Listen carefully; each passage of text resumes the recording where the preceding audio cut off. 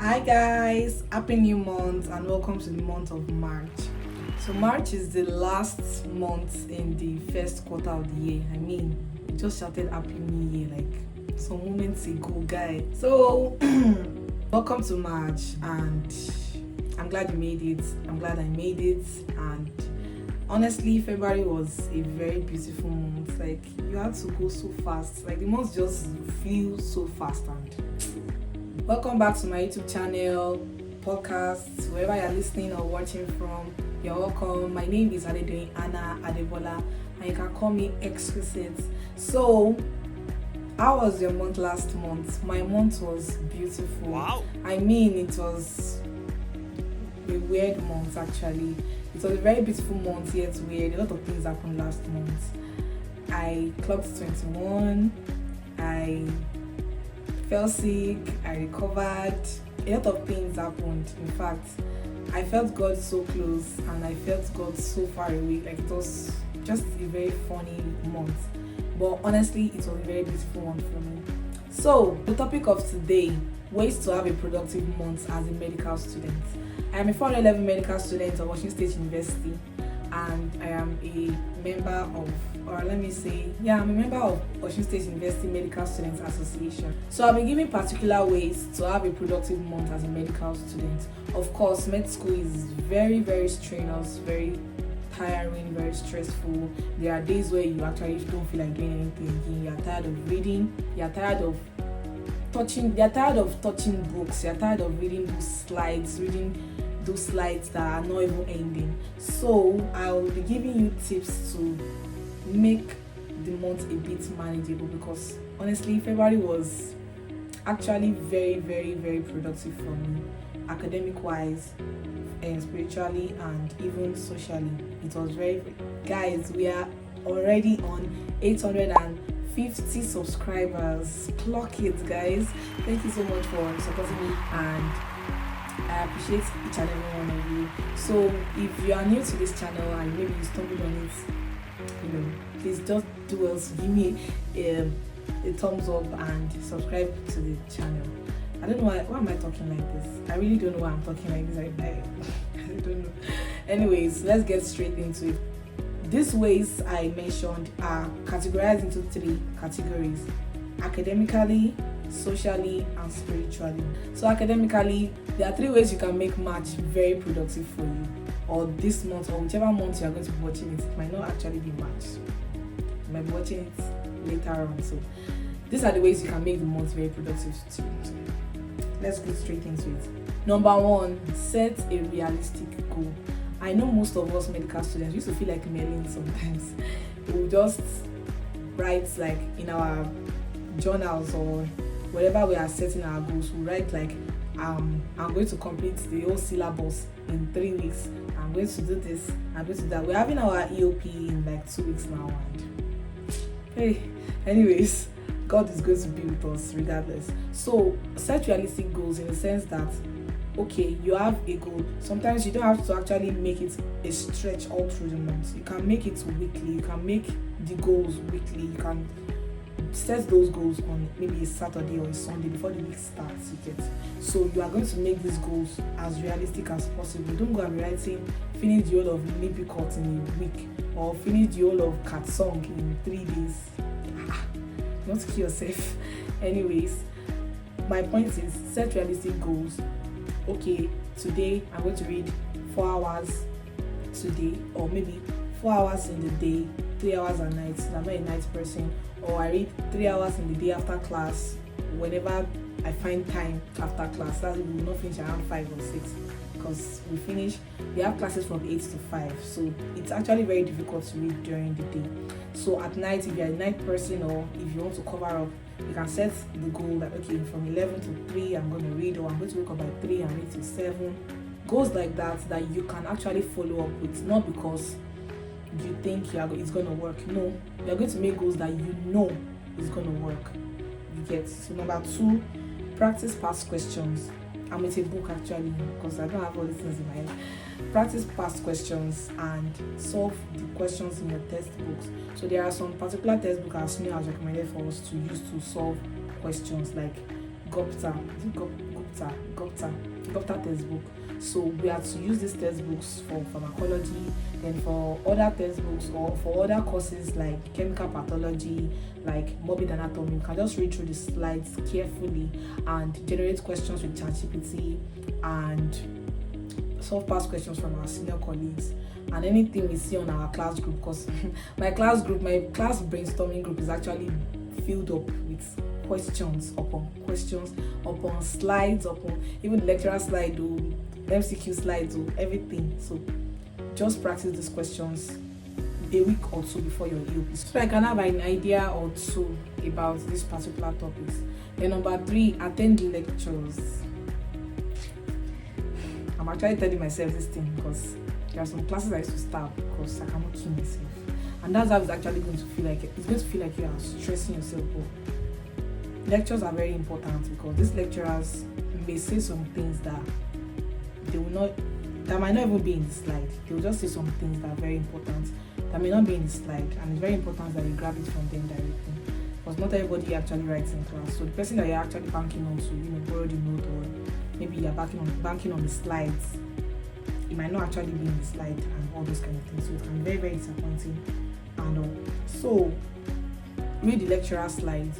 Like back to what I'm saying, read the lecturer slides, look out for the things that are highlighted, look out for the questions that some lecturers actually put some questions at the end of their slides.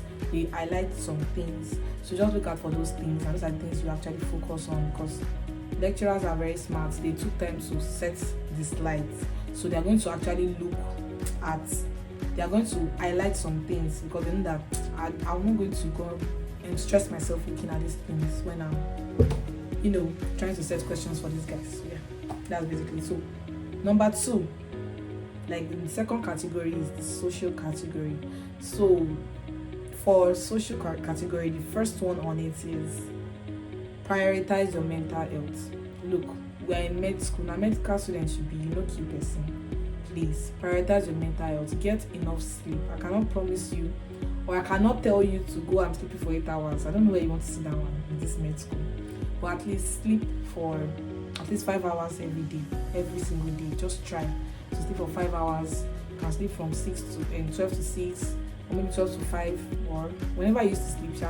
Make it longer than you did in February or January. So just try, prioritize your sleep, prioritize your mental health, watch movies, watch series, listen to podcasts, do what makes you happy, go to a mall, buy a chocolate. Just prioritize your mental health. Look, you don't have to just be on your book 24/7 reading. Do something else apart from books, because it's mentally tasking and it's going to do you a lot of damage to you on the long run. So number 2 category, learn a skill. So SUMSA is organizing a program called SMART. So SMART is an amazing initiative adopted from the former executive, the past executive. So this SMART program is for learning a particular skill.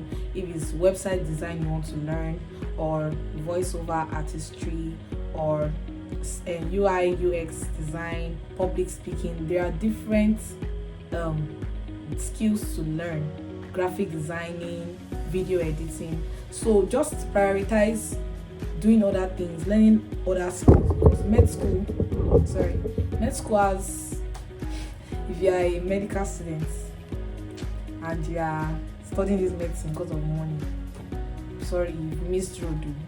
Don't miss road. Just take it like that.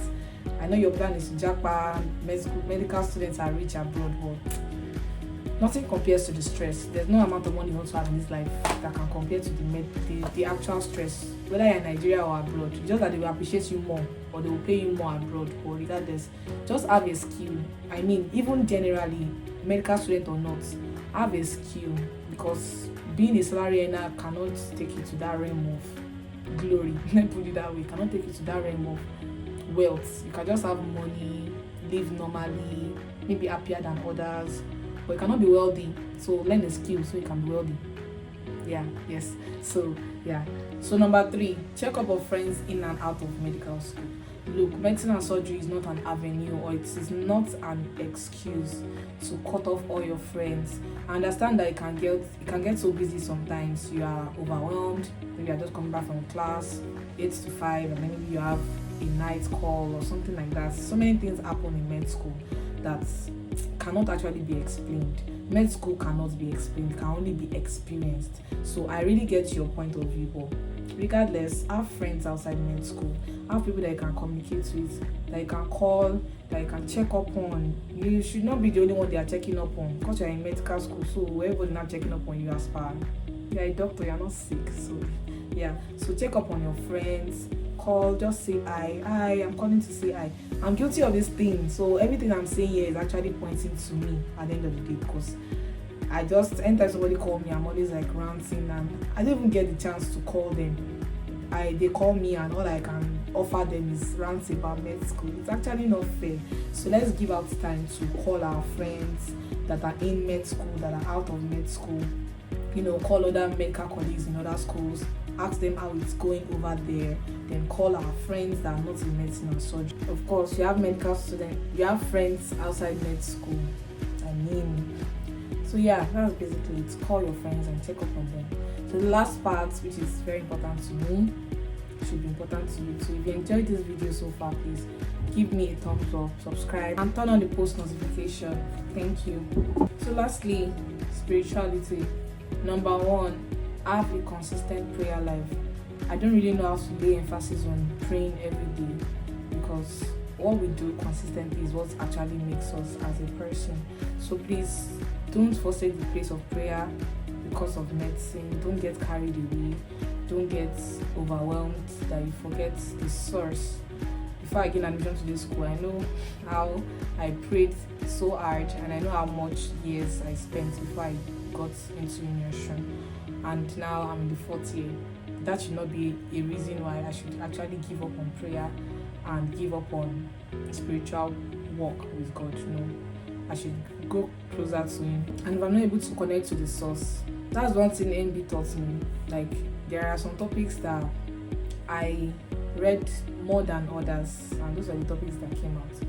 It's not a magic, it's not a trick. I actually prayed a lot, and I God, I beg, I cannot read all these things because it's actually buckets a lot.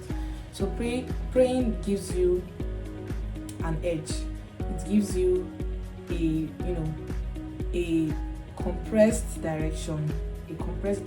Some of us are actually lazy. Still talking about me.